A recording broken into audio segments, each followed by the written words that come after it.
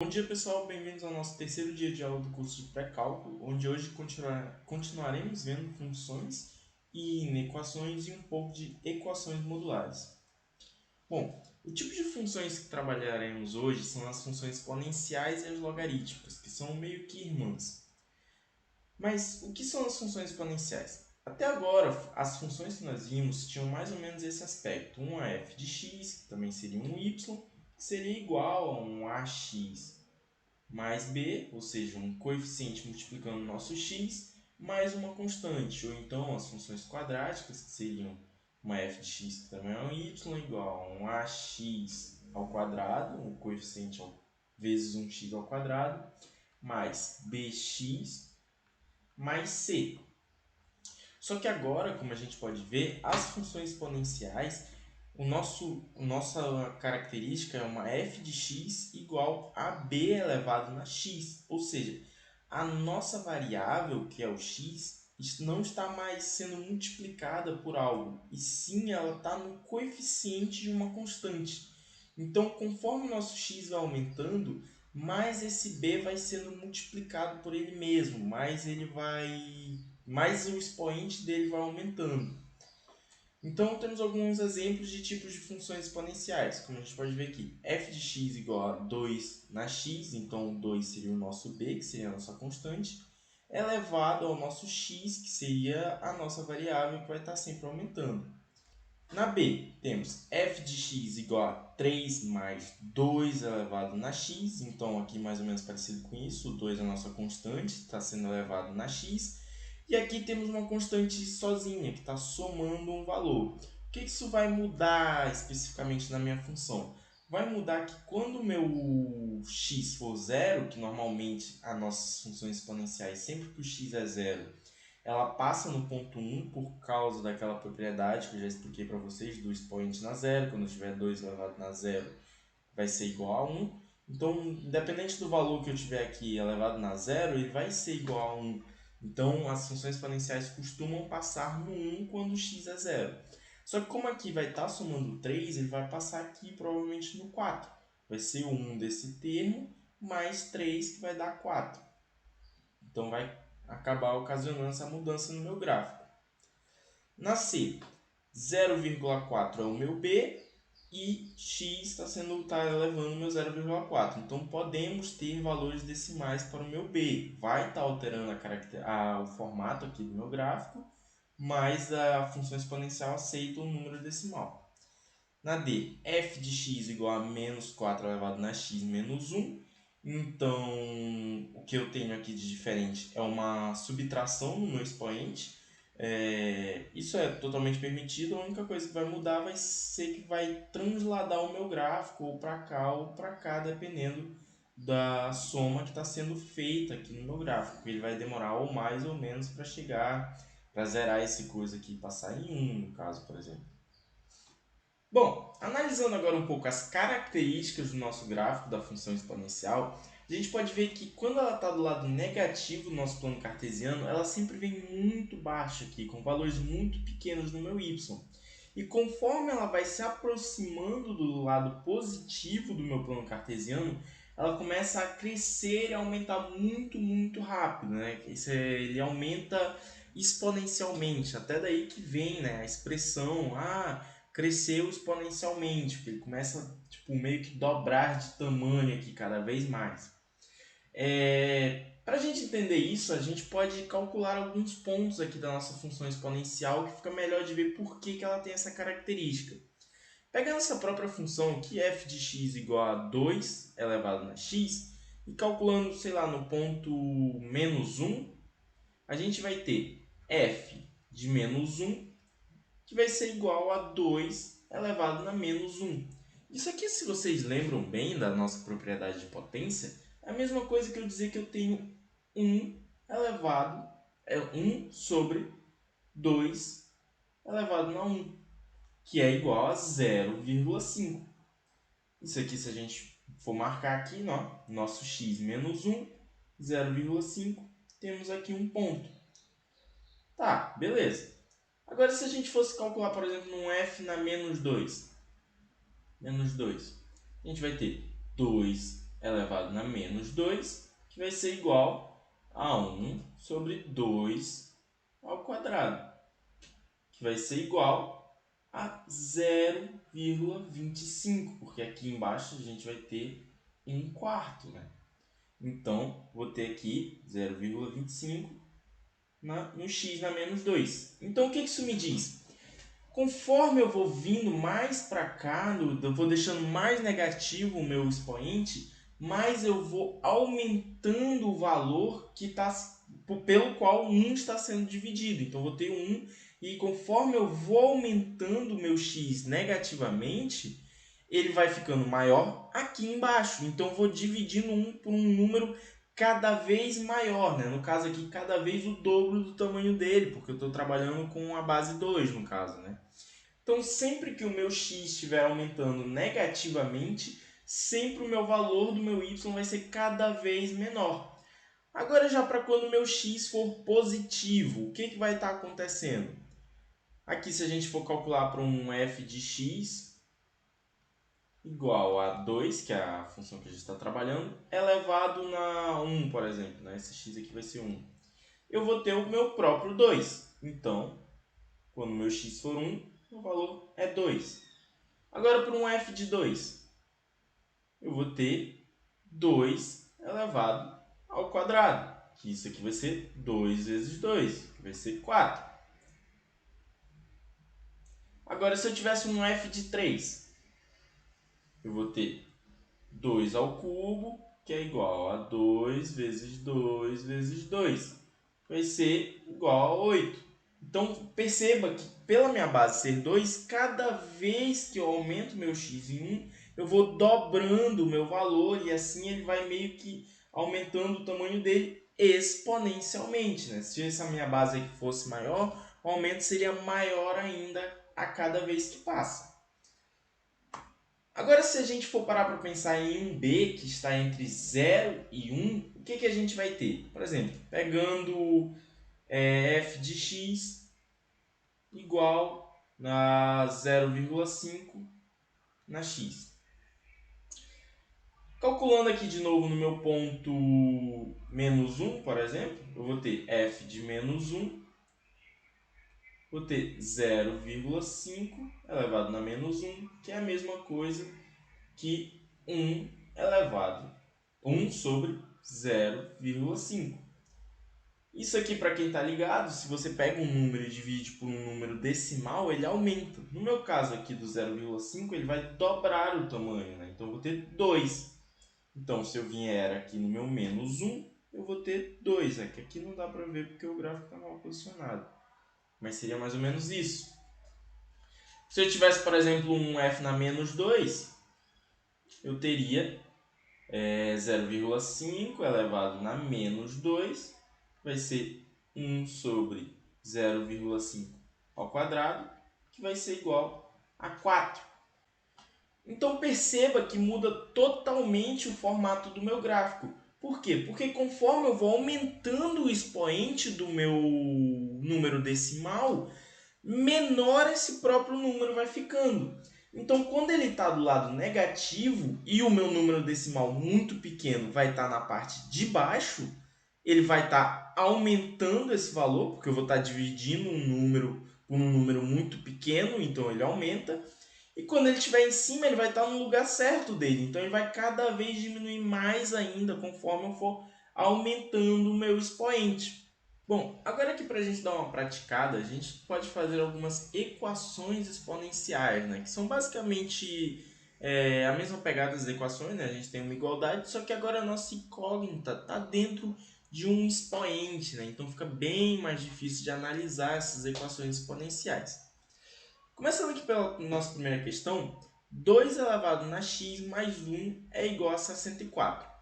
O que eu posso tentar fazer? Minha primeira ideia seria igualar as bases, né? Tentar deixar esse meu 64 com a mesma base que eu tenho desse lado daqui, que é justamente o 2. Então, o que eu vou fazer? Vou estar fatorando esse meu 64 para ver se eu consigo deixar ele na mesma base que o meu outro valor. Aqui, utilizando a mesma regrinha lá do MMC, eu vou pegar 64 dividido por 2, eu vou ter 32. 32 dividido por 2 eu vou ter 16. 16 dividido por 2 eu vou ter 8. 8 dividido por 2 eu vou ter 4. 4 dividido por 2 eu vou ter 2. E 2 dividido por 2 eu vou ter 1. Então perceba que 64 é igual a 2 elevado a 6. Então vou limpar aqui a minha tela e vou igualar de novo. 2 na x mais 1 é igual a 2 elevado a 6. Beleza. Só tem um termo de cada lado. Esses dois termos têm a mesma base e estão sendo elevados ao mesmo valor, senão eles não seriam uma igualdade, né? Tu não poderia ser 2 aqui estar sendo elevado a 6 e essa soma aqui ser igual a 9, senão não seria uma igualdade. Então o que eu vou estar fazendo? Vou estar igualando os meus expoentes, porque as minhas bases eu já sei que são iguais. Então se eu disser que x mais 1 é igual a 6, eu não vou estar fazendo nada impossível, né? Porque só podem ser iguais. Agora eu posso estar tentando resolver isso aqui igual uma equação normal. Eu posso fazer x igual a 6 menos 1, x é igual a 5. E tá aí, resolvi. O meu x aqui é igual a 5. Até faz... Se vocês pararem para pensar, faz sentido, né? Porque eu vou ter 5 mais 1, que vai ser igual a 6, que vai ser... no caso, 2 elevado a 6 é igual a 64. Tá aí, resolvi a primeira questão. X é igual a 6. 5, perdão. Nessa outra aqui, vou fazer a mesma coisa. Vou tentar igualar as minhas bases e depois igualar os meus expoentes. Começando aqui, fatorando o meu 27. 27 dividido para 3 é 9. 9 dividido para 3 é 3. E 3 dividido para 3 é 1. Então, eu posso dizer que 27 é igual a 3 ao cubo. Beleza. Então, vou igualar as minhas bases aqui.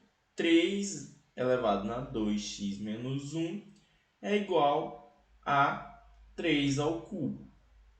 Beleza, igualei as minhas bases, agora vou estar igualando os meus expoentes. 2x na menos 1 é igual a 3. Logo, 2x é igual a 4. Então, x é igual a 2. E tá aí. Meu x é igual a 2. Resolvi a minha segunda questão.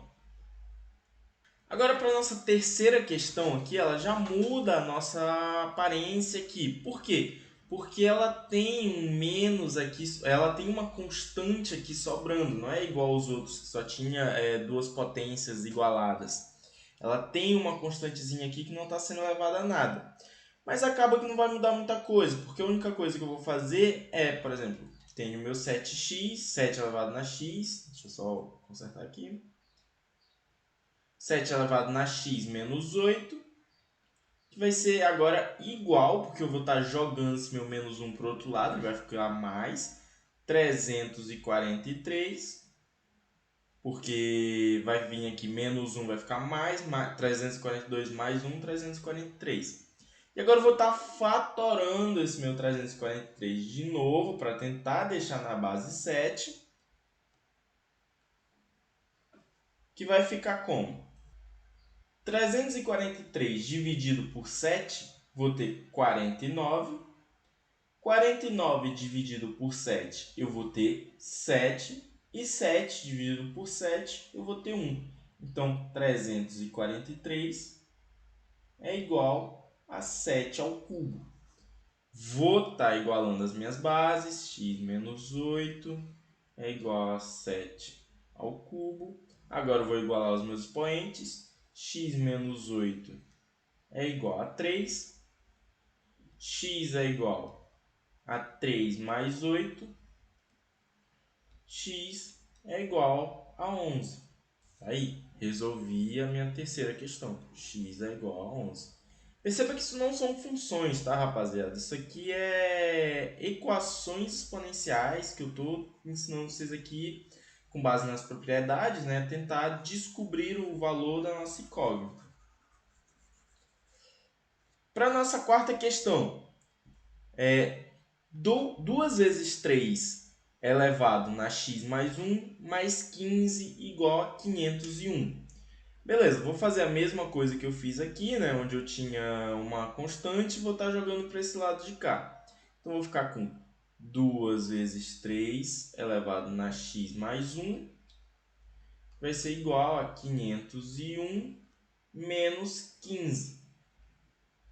E também vou estar pegando esse meu 2 aqui e vou estar passando ele dividindo para o outro lado. Então, vou ter sobre 2 aqui. Isso aqui vai dar quanto? Eu vou ter 3 elevado na x mais 1, que vai ser igual a 243.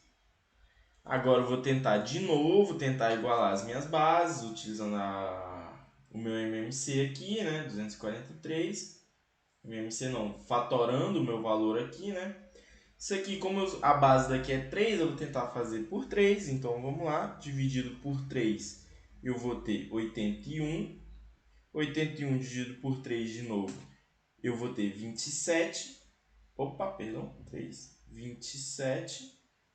Dividido por 3 de novo, eu vou ter 9. 9 dividido por 3, eu vou ter 3.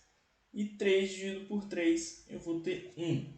Então, aqui temos 5, 3. Vamos ter que 243 é igual a 3 elevado na quinta. Então, 3 elevado na x mais 1 vai ser igual a 3 na quinta. Beleza?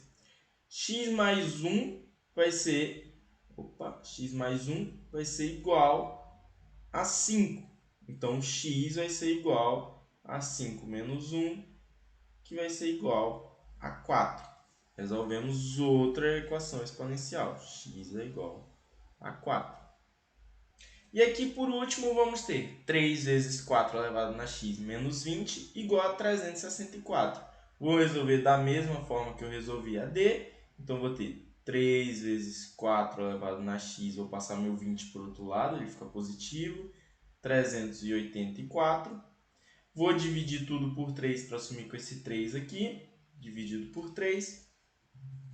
Vou ficar com 4 elevado na x igual a 128. Vou estar fatorando esse meu 128. Vou tentar deixar ele na base 4, né? Então, já vou começar com 4 aqui. 128 dividido por 4, 32. 32 dividido por 4, vou ter 8. 8 dividido por 4, 2. Agora, a gente teve um problema aqui, né? Porque se eu fosse dividir de novo aqui, eu não ia conseguir dividir por 4.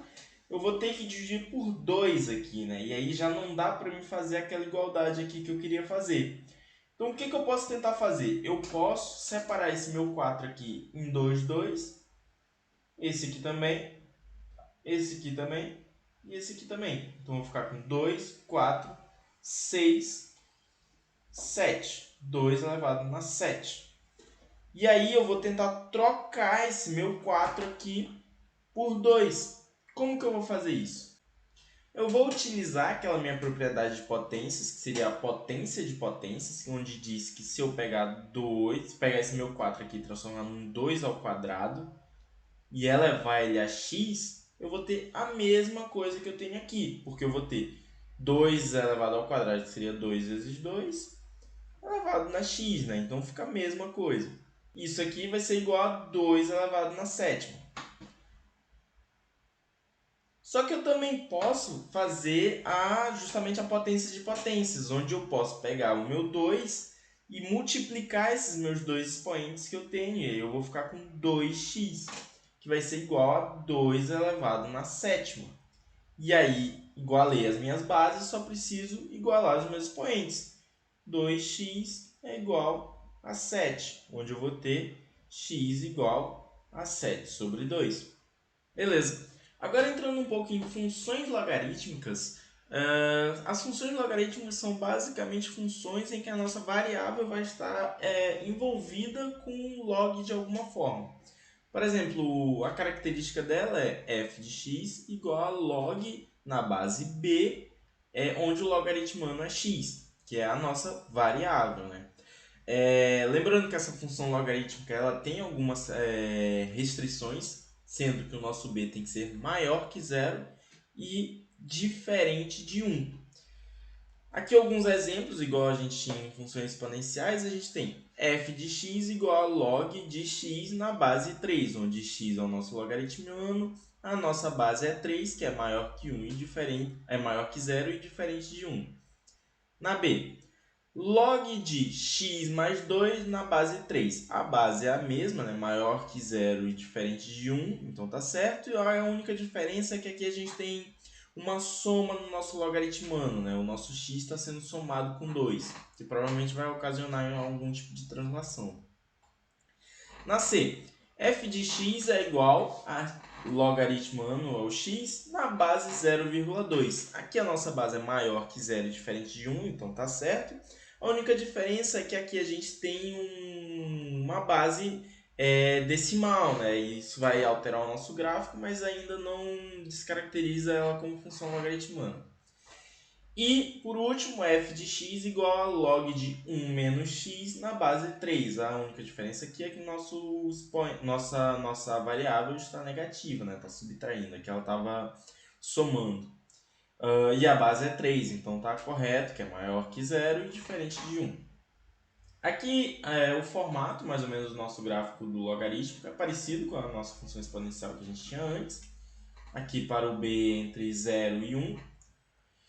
E vamos ver também um pouco das propriedades dos logarítmicos. As funções exponenciais também tinham propriedades, só que eu não falei delas porque eram basicamente as mesmas das nossas potências que a gente já viu na primeira aula. Então eu nem me apeguei a isso. Agora, das funções logarítmicas, o que a gente vai ter? Então vamos lá, nossa primeira propriedade. Se eu tenho log de u na base b e eu sei que ele é igual a log de v na base b, eu posso simplesmente dizer que u é igual a v, né? Já que eles estão representados da exata mesma forma, né? Se eles são uma igualdade, esses dois têm que ser iguais. Igual eu igualava os expoentes lá nas funções exponenciais. Segunda propriedade. Se eu tenho log de u vezes v na base b, eu posso simplesmente dizer que eu tenho log de u na base b mais o log de v na base b, né? Então, eu separei essa multiplicação do logarítmico em dois logs diferentes na mesma base que eu posso somar. Terceira propriedade. Se eu tenho log de u elevado na r na base b, eu posso simplesmente pegar esse meu r e sacar ele para fora. Isso aqui é muito usado em EDO. E aí eu vou ficar com r, que era o meu expoente, vezes o log de u na base b, que era o que eu tinha antes aqui, né? Só que aqui no meu u vai ficar 1 no lugar. Porque esse meu r sacou para fora e agora está multiplicando isso aqui separado. Log de uma fração na base b, né, uma fração u sobre v, eu posso simplesmente separar em dois logaritmos igual, fiz aqui em cima, onde eu vou ter log de u na base b menos log de v na base b, lembrando que sempre vai manter a mesma base, né? Se eu tenho log de b elevado na u na base b, eu posso simplesmente dizer que eu tenho o log de u, que eu tenho simplesmente o u. Eu posso simplesmente dizer que eu tenho o u. Sexta propriedade, se eu tenho b elevado a log de u na base b, eu posso simplesmente dizer que eu tenho o próprio u. Agora uma técnicazinha de mudança de base, quando você quer mudar a base do seu logaritmo. Se eu tenho log de u na base v e eu quero mudar para a base b, eu posso simplesmente pegar o meu log de u na base b e dividir por log de v na base b. E eu vou ter mudado a base do meu logaritmo. Agora vamos resolver algumas equações logarítmicas. Bom, primeira questão. Log de x na base 3 é igual a 5. Então, eu vou escrever aqui log de x na base 3 é igual a 5. O que eu posso estar fazendo aqui? Eu posso estar jogando esse meu 3 aqui para o outro lado. Então, eu vou ficar com x é igual a 3 elevado na quinta, né? Aquela questão básica do logaritmo. Se tu passa para cá, a base fica elevado ao valor que está aqui. Que então x vai ser igual a 243, que é igual a 3 elevado na quinta, 243. Então, bem simplesinho. Pego a minha base, jogo para o outro lado, vou ficar com 3 elevado na quinta, e aí me dá 243. Bem simplesinho essa primeira questão.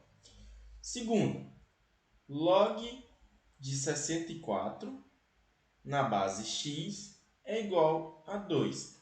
Eu vou fazer a mesma coisa, vou pegar minha base, vou jogar para o outro lado, ela vai ficar elevada a 2 aqui, né, que vai ficar ao quadrado.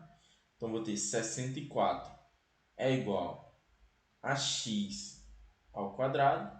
Então, x vai ser igual a raiz quadrada de 64. Então, meu x vai ser igual a 8. Bem simplesinho. Terceira questão. Log de 5 na base 5 é igual a x. Agora aqui o meu x está do outro lado, né? Fazer a mesma coisa. 5 vai para o outro lado, vai virar a base da minha potência. 5 elevado na 5. Não, 5 é igual a 5 elevado na x.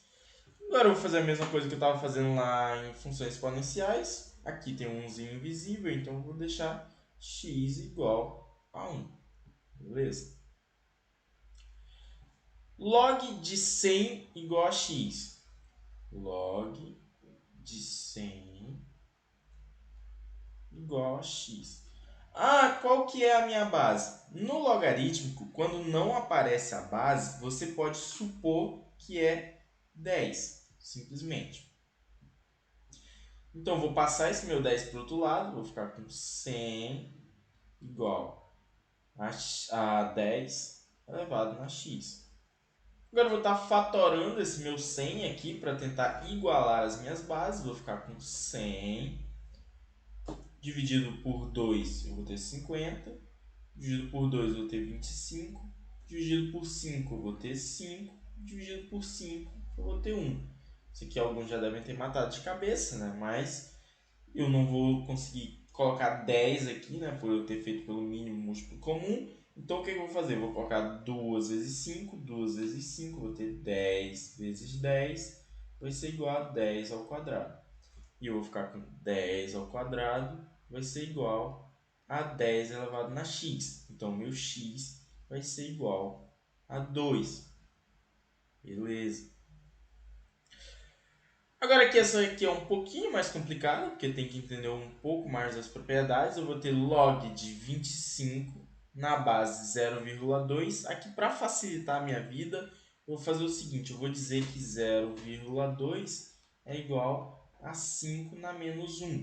Então, eu vou ter 5 na menos 1 igual a x. Vou passar esse meu 5 na menos 1 para o outro lado. Vou ficar com 25 igual a 5 na menos 1 elevado na x.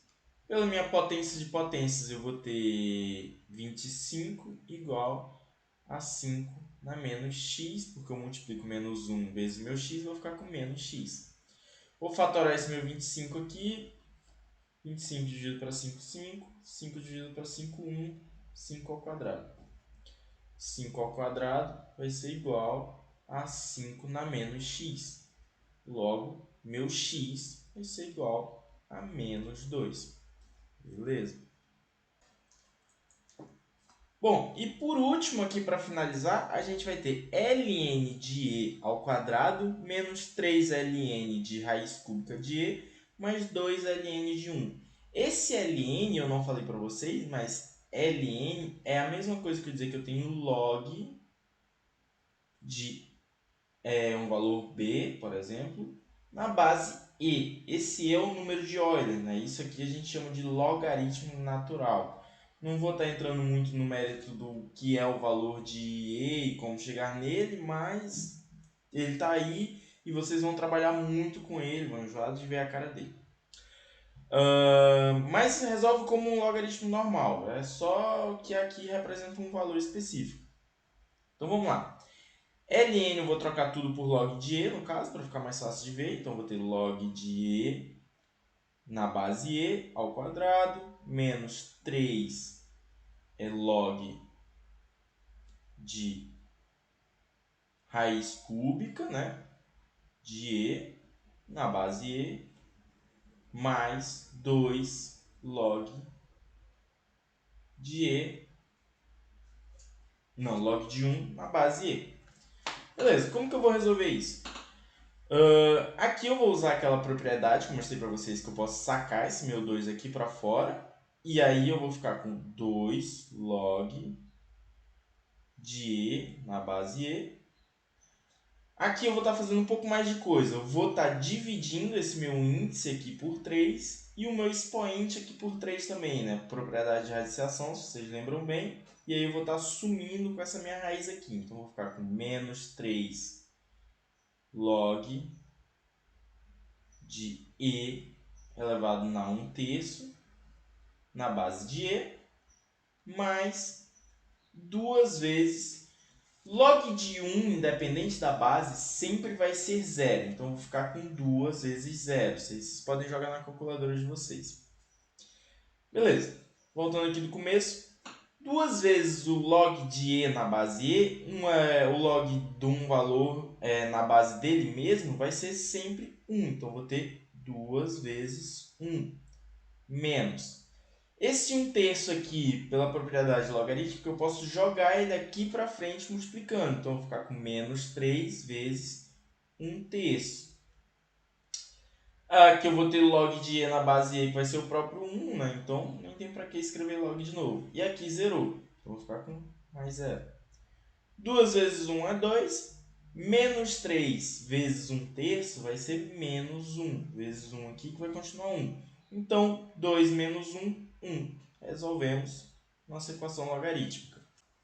Bom, dando fim ao conteúdo de funções, né, as últimas que a gente ia ver são essas, funções exponenciais e funções logarítmicas.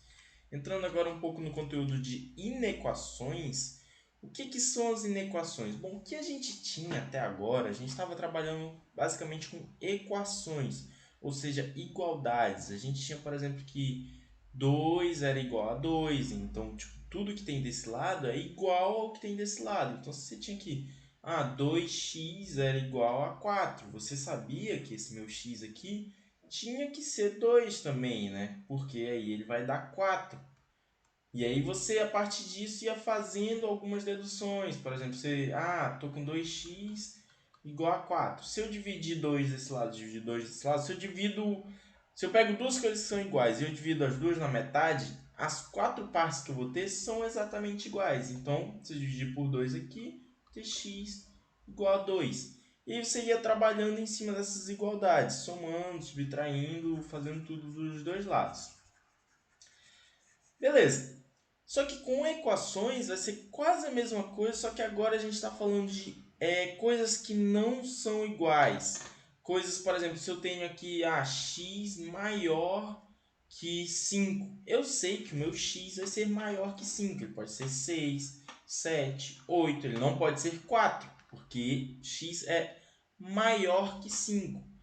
E entre esses símbolos das inequações, a gente vai ter o maior. Então, por exemplo, se eu tenho que x é maior que a, qualquer valor maior do que a, tanto que está denotado aqui pela bolinha aberta, se vocês lembram bem lá do que eu falei, acho que na primeira aula de intervalos, né? Quando tem a bolinha aberta, o nosso a em si não faz parte do nosso intervalo. Então, qualquer valor acima de a, sem contar com o próprio a. Então, um conjunto de soluções para o nosso x aqui, nesse caso, seria aberto em a, parêntese, né? Até mais infinito, que é aberto também, porque quando algo vai para o infinito, você tem que colocar aberto. O segundo seria menor, que é basicamente a mesma coisa, é aberto também, então qualquer valor menor do que a, sem contar o próprio a no caso, né? Então seria aberto em menos infinito, porque quando vai para o menos infinito ele fica aberto mesmo, até a, né? Aberto também, porque não conta com o próprio a. Agora, maior ou igual, então tem um x que é maior ou igual a A. Então, são todos os valores maiores do que A ou o próprio A. Então, seria fechado em A, né? Como está aqui a bolinha fechada, ou chaves em A, até mais infinito, que é aberto, porque quando algo vai para o infinito, fica aberto. A mesma coisa que para o menor ou igual a A, todos os valores menores ou igual a A, então aberto em menos infinito, e fechado em mais em A. Então, todos os valores menores do que A, incluindo o próprio A. Tá até errado aqui, aqui tinha que ter um igualzinho aqui. Beleza. Um exemplo de inequação aqui que a gente pode estar resolvendo, 16x menos 30 é maior que 20x mais 10. Então, o que eu posso estar fazendo? Eu posso estar subtraindo 20 dos dois lados, né? Então, 20x subtrai desse. Posso também estar somando 30 mais 30 mais 30. Então, o mais 30 desse lado vai cortar com esse aqui, e o mais 30 desse lado vai estar sobrando aqui. O menos 20x desse lado vai estar aqui, e o menos 20x desse lado vai estar cortando com esse daqui. Então, eu vou estar com... meio que eu isolei, né? Eu fiz dessa forma, poderia só falar, passa para o outro lado negativo, só que eu fiz dessa forma para vocês conseguirem ver que, tipo, se trata da mesma forma da igualdade, onde o que eu faço de um lado eu tenho que fazer do outro para meio que... Só que agora você não mantém a igualdade, né? Você mantém a desigualdade.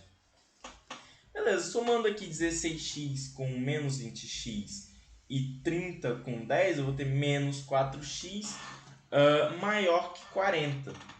Agora aqui o que eu quero? Eu quero descobrir o meu x. Então o que eu vou fazer? Eu vou multiplicar tudo por menos 1, que aí eu vou passar esse meu x aqui para um valor positivo. Só que o que acontece?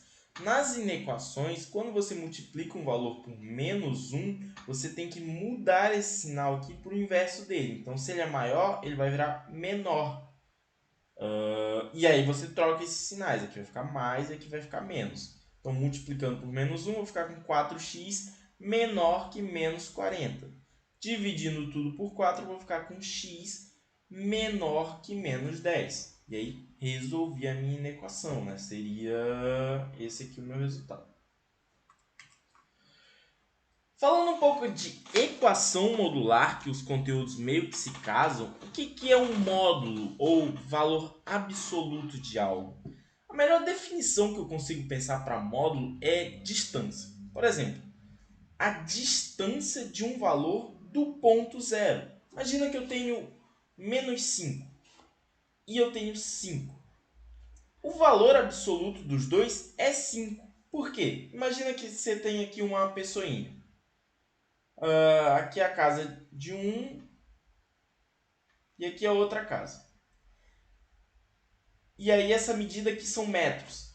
A distância em que essa pessoa está aqui, dessa casa, apesar de estar denotado como menos 5, é 5 metros. E para cá também é 5 metros. Então, independente de você ter menos 5 ou 5, o valor absoluto, a distância desse valor ao ponto zero vai ser a mesma, vai ser 5. É como se fosse uma medida de tamanho, né? Também posso estar definindo essa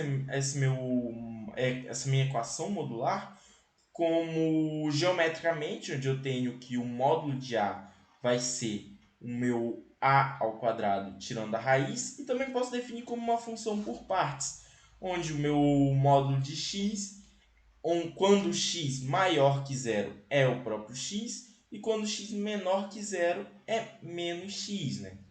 E aqui um exemplo onde eu tenho um módulo de 2, que é igual a raiz quadrada de 2 ao quadrado, que é o próprio 2. Então, o módulo de 2 é o próprio 2. Agora, para menos 2, eu vou ter menos 2 ao quadrado, que vai dar 4.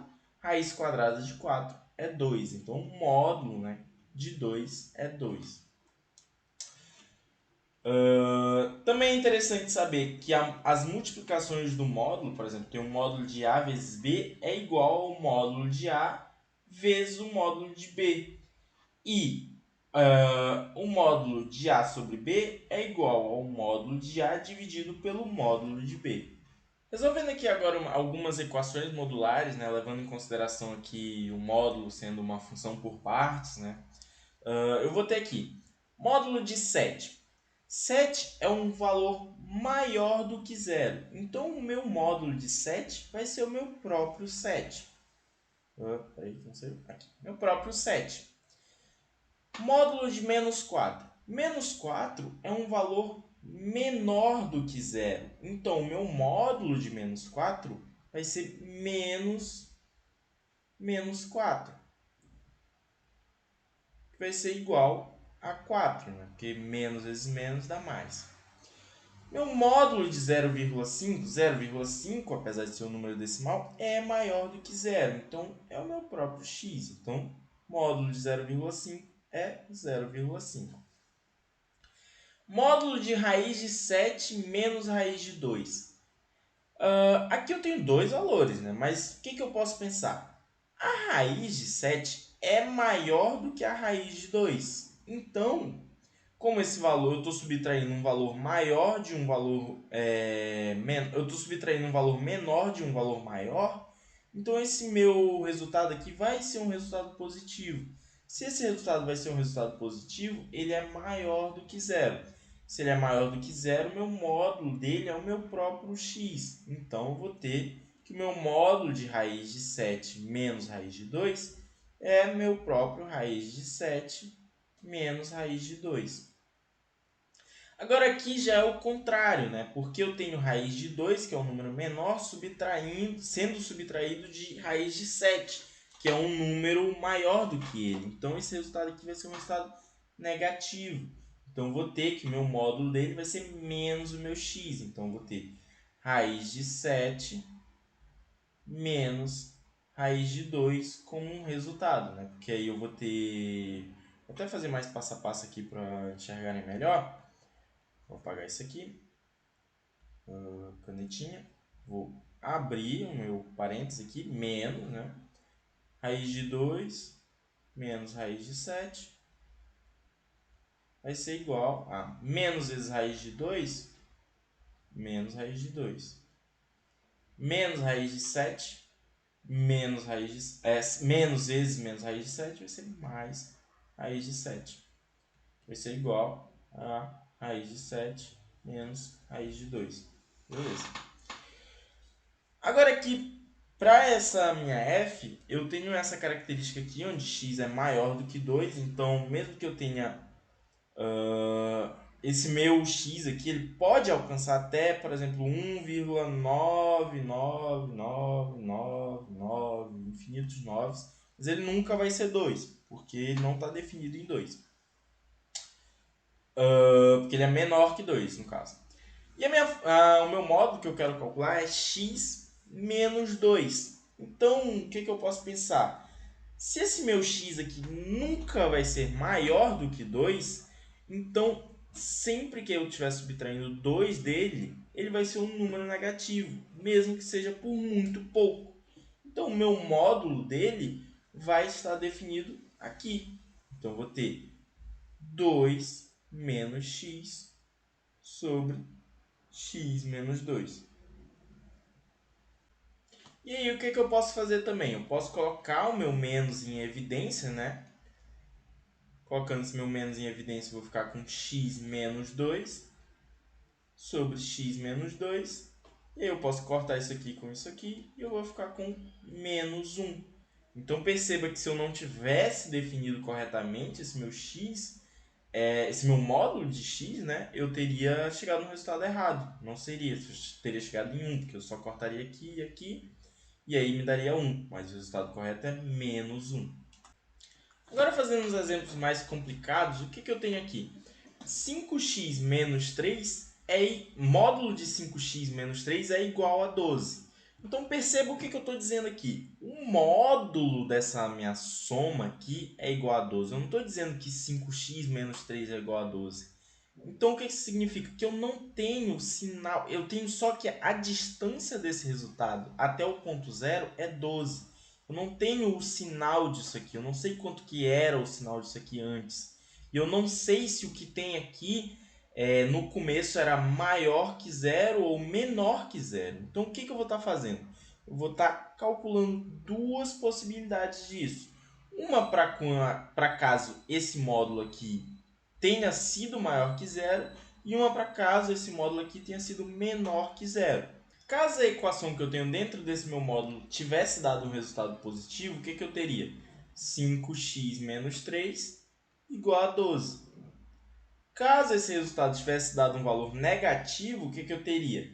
3 menos 5x igual a 12. Beleza. Calculando aqui igual a uma equação normal, eu vou ter 5x igual a 15, x igual a 3. Desse lado eu vou ter 5x igual a 9, no caso menos, né? X igual a 9 menos 9 sobre 5. Então perceba que dependendo do resultado que deu aqui, eu vou ter um valor diferente para o meu x, um resultado diferente. Então se essa equação que tem aqui dentro deu um resultado maior que zero, esse vai ser o meu resultado. E caso essa minha equação tenha dado um valor menor que zero, esse vai ser o meu valor de x. Agora, nessa segunda questão aqui, o negócio fica um pouco mais complicado de se calcular. Por quê? Porque eu tenho dois módulos, né? Então, eu vou ter que fazer 4 possibilidades. Uma para quando esse aqui for maior que zero ou menor que zero. Uma para quando esse aqui for maior que zero ou menor que zero, né? Então, vai dar... esse aqui é maior, esse aqui é menor. Esse aqui é maior, esse aqui é menor, esse aqui é maior. E eu vou ter que ir fazendo essas possibilidades, né? Escrevendo aqui com vocês, eu vou ter... Quando esse aqui for maior e esse também, eu vou ter 2x menos 3 igual a 7x menos 5. Então, fica a mesma coisa que estava aqui. Quando esse aqui for menor e esse aqui maior, eu vou ter menos 2x menos 3 igual a 7x menos 5. Quando esse aqui for maior e esse aqui for menor, eu vou ter 2x menos 3 igual a menos 7x menos 5. Agora, quando esse aqui for menor e esse aqui também for menor, eu vou ter menos 2x menos 3 igual a menos 7x menos 5. Perceba que eu tenho duas equações repetidas aqui, né? Por quê? Que são, no caso, essa e essa e essa e essa. Por que elas são repetidas? Porque se vocês pararem para pensar, aqui eu tenho um menos desse lado e um menos desse lado. Se eu pegar esse meu menos aqui, que no caso é menos 1, passar para o outro lado, vou ficar com menos 1 sobre menos 1, que vai dar positivo dos dois lados, que vai ser exatamente igual ao que eu tenho aqui em cima. Então, não faz sentido calcular essa equação, porque vai me dar o mesmo resultado que eu tinha antes. Então, vou apagar ela aqui. Essa eu não preciso, porque é igual a essa. Agora, essa segunda aqui, se eu pegar esse meu menos 1 aqui e passar para o outro lado, vai ficar igual a essa, porque esse lado aqui vai ficar positivo, esse aqui vai ficar negativo. Então, elas são iguais. Então, só preciso estar calculando essas duas equações aqui para estar achando os dois possíveis resultados para o meu x, né? Então, eu vou ter 2x menos 3 vai ser igual a 7x menos 5. Vou ficar com 5x igual a 2, x igual a 2 sobre 5. Agora, para a minha segunda aqui, eu vou ter menos 2x mais 3 igual a 7x menos 5. Eu vou ficar com 9x igual a 8. X vai ser igual a 8 sobre 9. Tá aí. Esses são os dois possíveis resultados para o meu x. Exemplo 3. Aqui ele pede basicamente para a gente calcular essa equação de modular, né? Só que agora não é uma equação, é uma inequação modular, né? Onde eu vou ter duas possibilidades de novo, para quando aqui for maior que zero, para quando aqui for menor que zero. Então, o que eu vou estar fazendo? Vou estar separando em duas de novo, né? X menos 1 maior que 4 e x menos 1 maior que 4 também, só que aqui para quando esse módulo aqui anteriormente tiver sido menor que 1. Então vai ficar menos aqui. Calculando essa primeiro, eu vou ter x menor que 3. E aqui eu vou ter x menos x, né? Mais 1 menor que 4. E aí eu vou ficar com menos x menor que 3. Multiplicando tudo pelo menos 1, para mim ficar com esse x aqui positivo, eu vou ficar com x. Como vocês lembram, quando eu multiplico na equação por menos 1, eu vou ter que trocar esse sinal aqui também. Então, eu vou ficar com maior que 3, que menos 3, no caso. E aí, beleza, né? Achei dois pontos extremos que são possíveis para o meu x. Então, eu posso estar calculando, representando isso em um intervalo, né? Onde eu vou ter aberto em menos 3 e aberto em 3.